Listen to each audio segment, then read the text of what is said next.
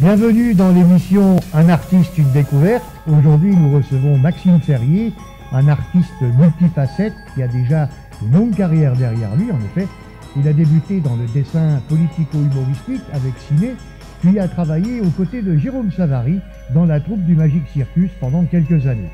De là, il a connu, fréquenté et travaillé avec Coluche, Patrick Delouer, Romain Bouteille et beaucoup d'autres. Fécampois depuis 2001, Maxime Ferrier se consacre désormais à la poésie, mais également à la peinture sur marouflage, entre autres. Comment se fait-il qu'après un aussi prestigieux parcours, à l'heure de fêter un nouveau printemps, vous vous réfugiez désormais dans votre grand atelier Fécampois? Maxime, bonjour. Qu'est-ce qui fait qu'aujourd'hui vous soyez Fécampois depuis 2001? C'est une vieille histoire de famille. Si on remonte très loin, ma grand-mère paternelle et mon arrière-grand-mère venaient déjà au bain de mer. Ça devait prendre le train à Saint-Lazare, Tchou-Tchou, au début du XXe siècle. Mes parents venaient aussi en vacances à Fécamp. Même mon père venait en vélo de Paris dans la journée. Et puis, avec mon épouse norvégienne, quand les enfants sont nés, Eric et Sarah, Elisabeth Mortensen avait dit « Oh, il faut du luft ». En norvégien, ça veut dire « il faut de l'air ». Et le plus proche, c'était Fécamp, en voiture. Très bien. Vous avez suivi finalement les traces de grands artistes peintres, notamment Monet. Est-ce qu'il y a un point commun entre votre travail, que l'on montrera tout à l'heure, et celui de Monet? Là, je tombe pas dans le piège parce que on ne compare pas l'incomparable. Non, Monet était quelqu'un qui a inventé une palette, qui a inventé un art de travail sur toile, à la peinture à l'huile. Le seul point peut-être que nous aurions ensemble, et tous les gens qui habitent la région, c'est la couleur de l'air. Comment on a la lumière. Voilà, la lumière du Nord. On la rencontre en baie de Seine et on remonte jusqu'en Scandinavie, notamment en Norvège où j'ai pas mal vécu, et cette lumière est incomparable. On n'a pas la même palette. Le peintre Monet, quand il est en Normandie ou quand il est en Norvège, n'a pas la même palette que lorsqu'il va redescendre dans le sud. La palette change. Plus on est dans le sud, notamment tous les peintres qui vont redescendre sur la Côte d'Azur vont avoir une palette avec des couleurs très pures, ouais. Alors qu'ici, on se dilue. Qui explique peut-être aussi pourquoi vous joignez à vos œuvres des poésies. Oui. Vous savez que chaque matin que Dieu fait, je vais sur la falaise. C'est une méditation, concentration, ça fait un peu vieux couillon, mais je le vends comme ça. D'autres marchent, d'autres courent. Moi, je vais sur les galets, c'est très humble, parce que c'est pas facile, parce que le temps n'est pas toujours très agréable pour le pèlerin, mais dès qu'on marche, il se passe quelque chose d'extraordinaire, c'est que la lumière change tout le temps et elle vivifie. Il y a quelque chose qu'on a en Haute-Normandie qui est extraordinaire. Alors, leur définir après, c'est vraiment difficile parce que il faut le vivre. Et les gens qui vivent ici le ressentent sans forcément l'expliquer ou le redonner aux autres. C'est peut-être pour ça qu'est née la notion du hors-un. Parce que on est dans longtemps j'ai prié quand on était au Val des Tigres. Je priais sur la falaise les jours de grandes tempêtes pour les âmes des défunts en mer. J'avais l'impression d'entendre le vent qui gémissait dans les falaises, dans les trous de falaises, tous ces errants.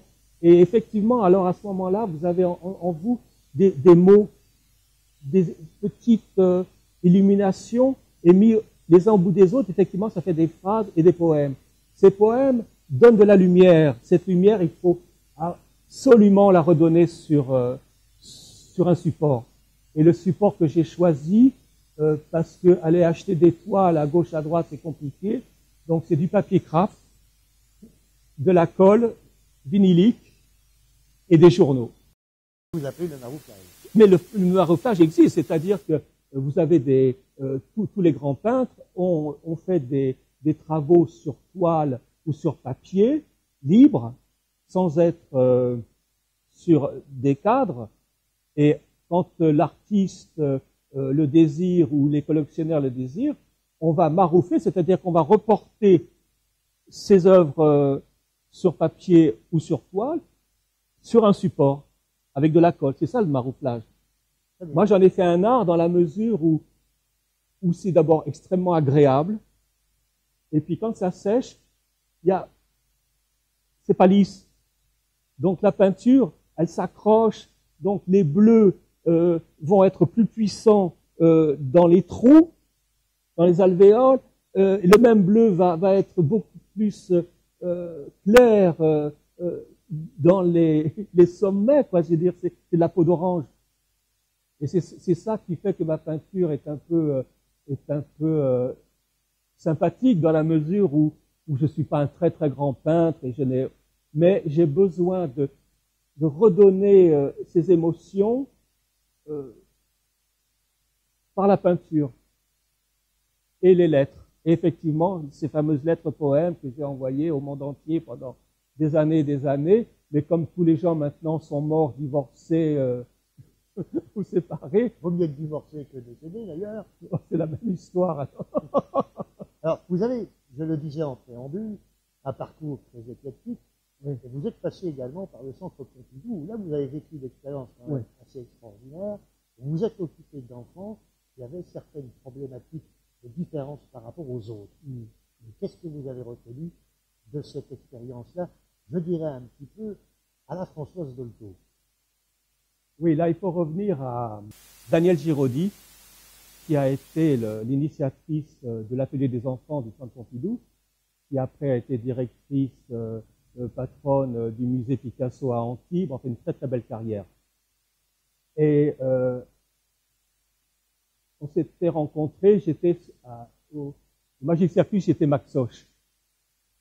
Et un jour, je suis au centre Pompidou, je la rencontre, elle me fait « Oh Maxoche, tu sais, j'étais tous les soirs à la Cité internationale quand vous jouiez le premier spectacle qui était Sartan.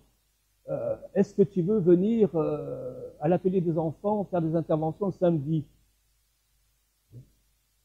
Donc je me suis retrouvé le samedi après-midi avec à l'époque des publics qui étaient extraordinaires, c'est-à-dire que les parents visitaient le centre Pompidou, les collections et les expos, et il y avait une immense salle où les enfants étaient, non pas en garderie, mais étaient sous notre protection. Et tout de suite, je me suis dit, mais c'est formidable. Ça me revient d'ailleurs, au Calan. Par exemple, si on attaquait sur des grands panneaux des peintures, les enfants de chaque pays avaient une façon différente de peindre un arbre. Et ça, c'était vraiment incroyable. Et puis, on a donc continué ce travail. Et elle m'a demandé si je pouvais faire des heures en plus. Et comme j'étais pas intégré dans les équipes où il y avait des chefs d'atelier, enfin bon, toute une hiérarchie administrative, enfin tout ce que je déteste, j'aborde, je me suis retrouvé donc avec des petits groupes. Et à l'époque, les petits groupes, c'était des classes d'initiation français, c'était des enfants d'immigrés, c'était des enfants en difficulté, c'était des classes de 10, 12 enfants. Et comment les intéresser? Les intéresser, ça m'est venu très rapidement. On leur faisait en première séance, on leur faisait fabriquer leurs outils de travail. C'était les silex de la Valleuse des Tigues, qu'ils taillaient eux-mêmes avec, oui, parce que c'était des très très bons cutters. c'était les plumes de dinde qu'on retaillait pour faire des plumes. On écrivait, quand on écrivait le soleil avec des encres de couleurs différentes, c'était on réancrait. Le problème entre le cerveau, le bras et la main et l'outil, les enfants avaient des stylos à billes qui écrivaient très très vite. Donc le fait d'écrire le soleil, c'était trop tard entre le discours qui partait de là et l'ordre qui arrivait.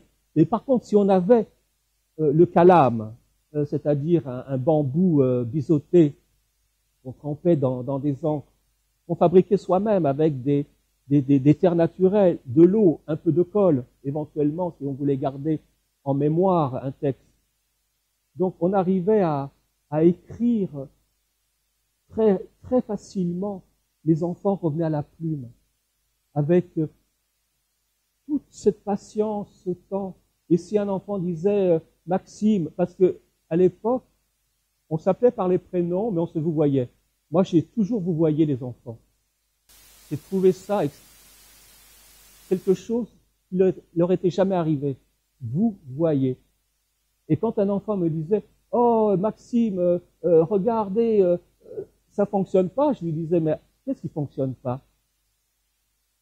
Ben oui, mon pinceau qu'il avait fabriqué avec du sureau et puis des poils de balai, ou une plume qui grattait. Je lui disais « Mais qui est-ce qui a fabriqué cet outil ?» Ben, c'est moi. Ben, je lui disais « Mais comment? Tu fabriques quelque chose qui fonctionne pas ?» Ah ouais, t'as raison, vous avez raison. Donc, il retaillait, il refignolait son outil et il en était responsable. C'était ses outils. Et après, naturellement, chaque année, le Centre Pompidou, pendant 30 ans, m'a demandé à chaque fin de scolaire le projet de l'année suivante. Ça a été la peinture à l'arc, où on a remplacé le pinceau par une flèche avec une boule de tissu. Ça a été après l'arrivée des premiers enfants en psychiatrie, qui est en hôpital de jour, en hôpital fermé, autistes, psy, machin et truc. Le professeur Michel Basquiat m'avait dit une chose: Maxime, je vous confie mes enfants à une seule condition, ne lisez jamais une ligne d'un auteur en psychiatrie ou en psychanalyse. J'ai tenu parole. Maxime Ferrier, on vous a vu exposer tout dernièrement à l'occasion de Tapoven 2014 à Sasco le Mont-Conduit. On vous voit tout à côté d'une mare, les images passent derrière nous. Vous avez intitulé votre exposition Bord de mare. Qu'est-ce que vous avez ressenti en retraçant cette vision-là? C'est peut-être 20 ans, 25 ans de moments où je venais au bord de cette mare, sur cette pierre que vous voyez, qui rappellerait un peu les fameux ponts du XIIIe siècle japonais, Momoyama, ça fait rire tout le monde. Vous connaissez puisque vous y êtes allé?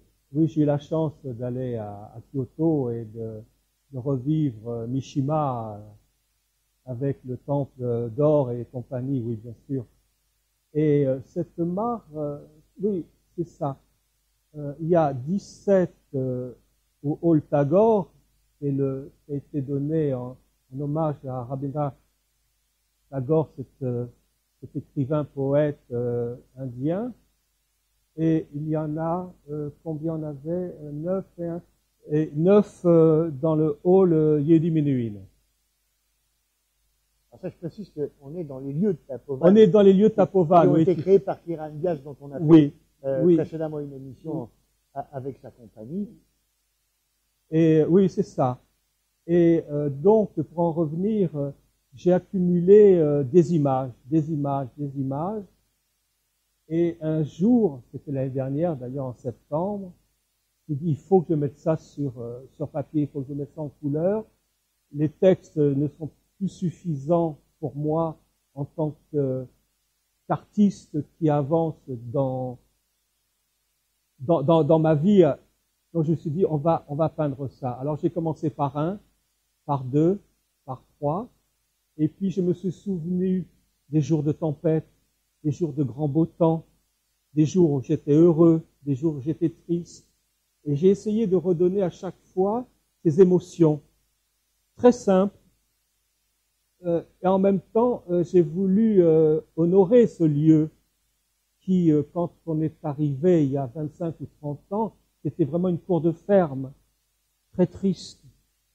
Et Kiran Vyas et son équipe en ont fait un parc-jardin assez extraordinaire. Et cette mare, elle est toujours là. Elle n'a pas bougé. Les arômes d'avoir 50, 60 ans, c'est pareil.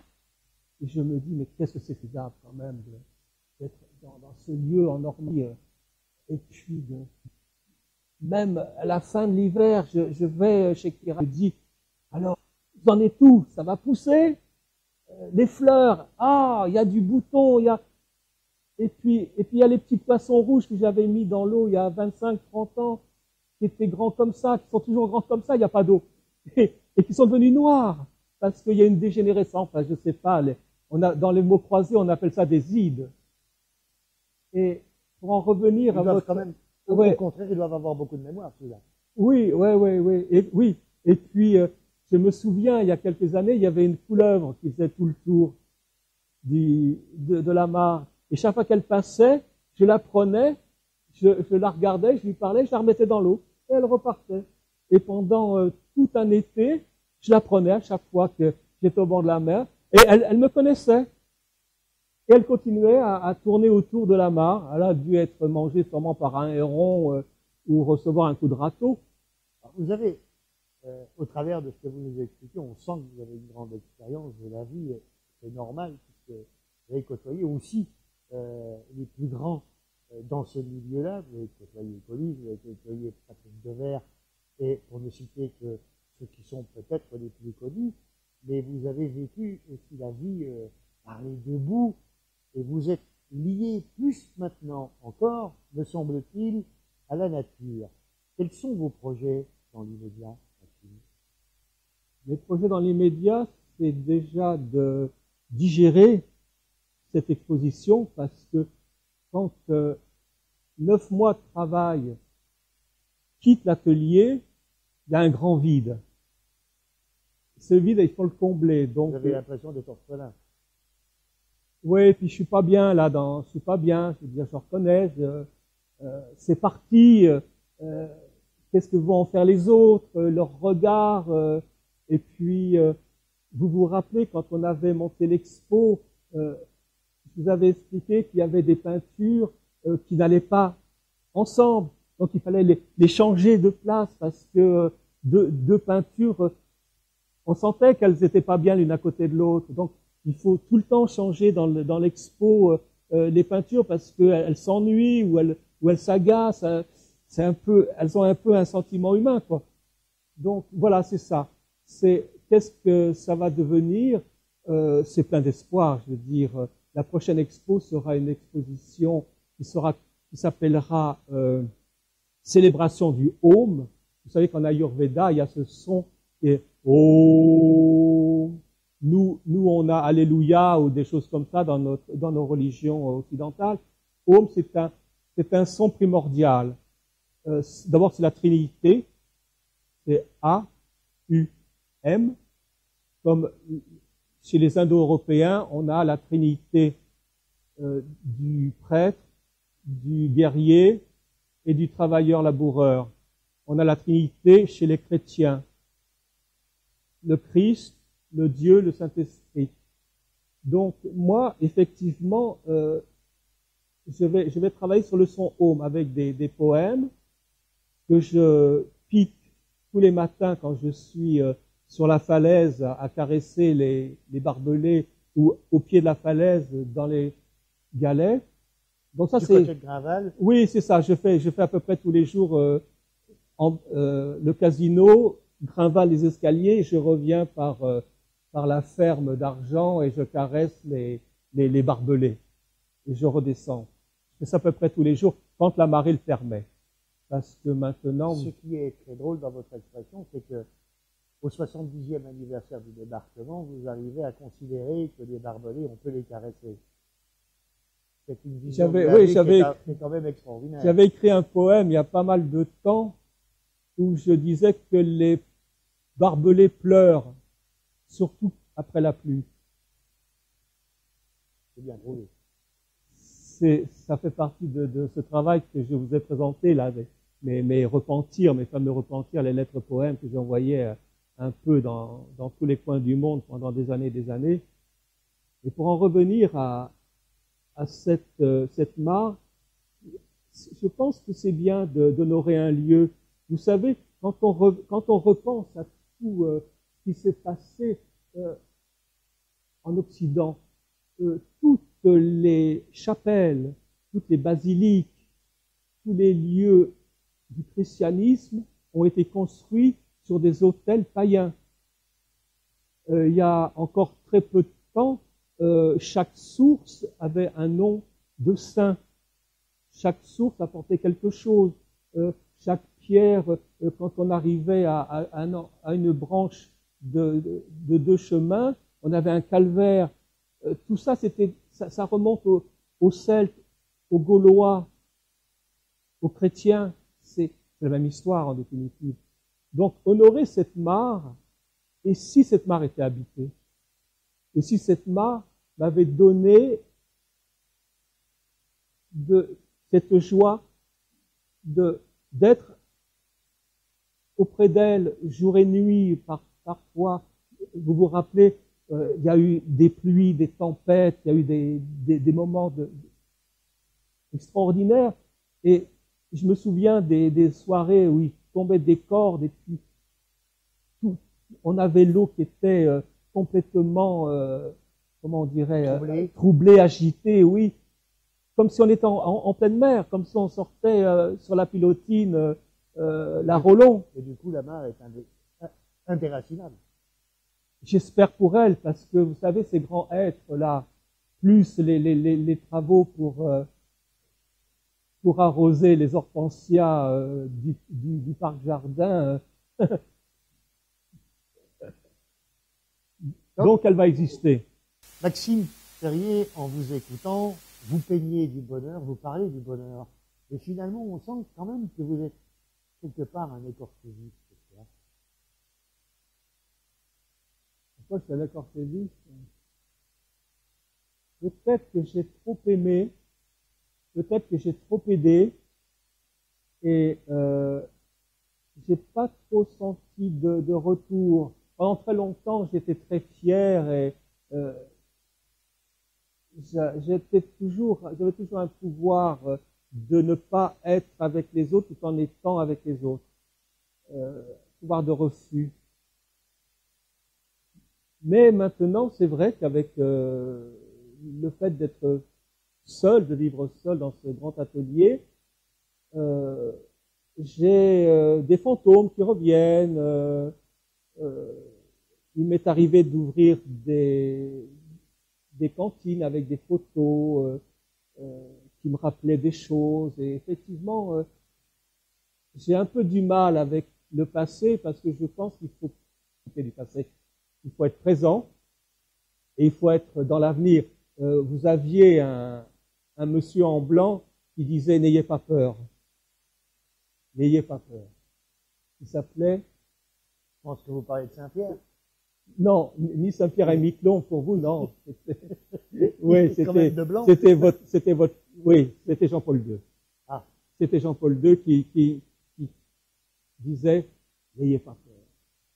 C'est un magnifique message et je l'ai d'ailleurs sur moi, toujours dans mon portefeuille, et c'est vrai.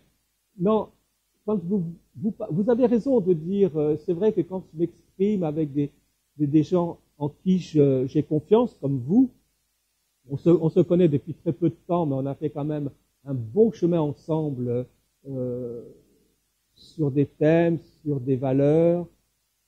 On n'est pas toujours d'accord parce que moi je n'ai pas votre sensibilité, votre savoir et votre culture et votre surtout professionnalisme. Je suis un peu hors champ, c'est le cas de le dire.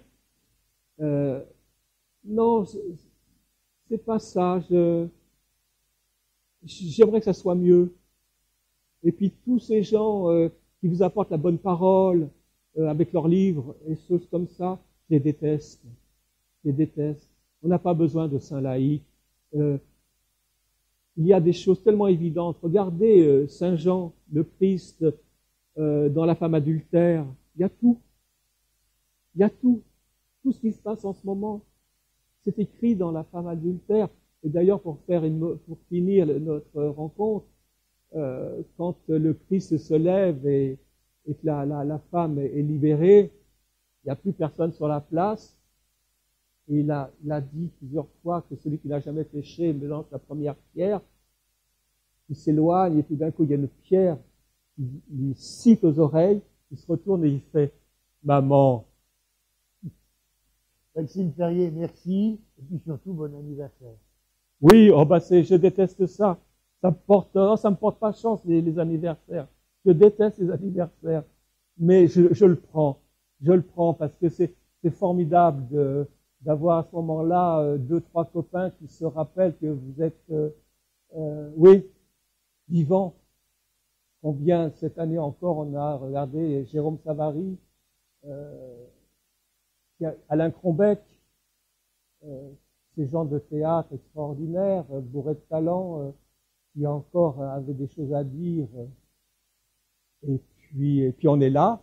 Alors il faut leur faire honneur. Tant mieux. Et là, on va boire un coup, là. Tant mieux. Et on va boire un coup. Merci beaucoup.